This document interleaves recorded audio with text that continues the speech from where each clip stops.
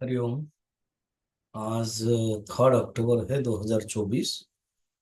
और गीता के भगवान जो बोल रहे हैं, जो भोग करने वाले व्यक्ति है, उनके लक्षण क्या होते हैं वो। अच्छा, जो वो यज्ञ करते हैं, काम अष्टी यज्ञ, वेद को भी मानते हैं, वेदवाद रहता, वेद के जो कर्मकांड के बाद को मानते हैं। तो उन लोगों के, वो लोग स्वरूप क्या है और उन लोगों के लक्षण क्या है, और कहाँ तक पहुंचते हैं। तो 43 देखते हैं। श्री भगवान उवाच कामात्मान स्वर्ग पराः जन्म कर्म फल प्रदान क्रिया विशेष बहुलान भोगेश्वर्य गतिम प्रति। वो लोग कामात्मान। कामात्मान का अर्थ है कि उनके जीवन केवल काम ही अभिभूत है। वो, अर्थात वो, उनके अंदर इतने काम है, इसलिए उनको कामात्मान कहा गया है। कामात्मान, हाँ। फिर उसके बाद स्वर्ग पराह, उनके जीवन में लक्ष्य क्या है। स्वर्ग पराह माने अ, श्रेष्ठ। तो जिसके जीवन में केवल स्वर्ग ही श्रेष्ठ है। और परायण माने जिसका मन जिसमें है, तो स्वर्ग में ही मोक्ष परायण, अर्थात मोक्ष में रत वाले, मोक्ष जो चाहने वाले।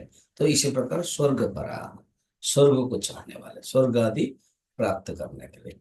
और ये जो स्वर्ग का लक्षण क्या है ना, जन्म कर्म फल प्रदान।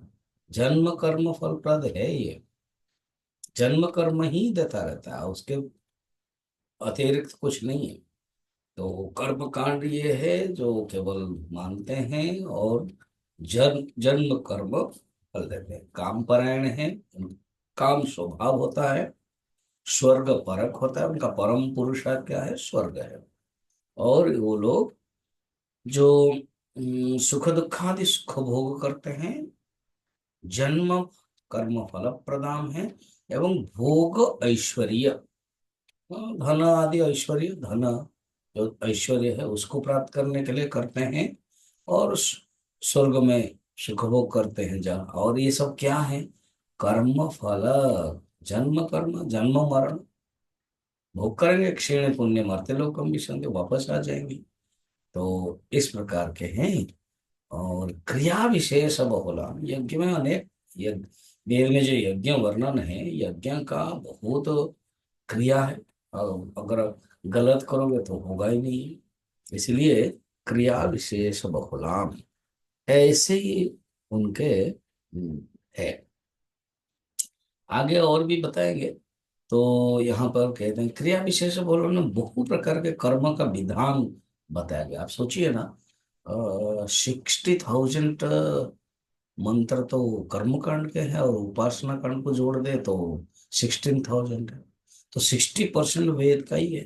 तो कर्म विशेष बहुलाभ, क्योंकि उसमें पशु, पुत्र आदि, भोग, धन संपत्ति, ये सब जो बताया गया है। इवन आप देखोगे, अमृत पान के बारे में बताया गया है, और उर्वशी आदि अप्सराओं के साथ भोग बताया गया है, पारिजात कुसुम, हाँ, उसके भी भोग बताया गया। आपके पास अगर वो है, कहना क्या है। तो वह जीवन में सुख है, यही सुख का लक्षण है। तो इस प्रकार के बताया है।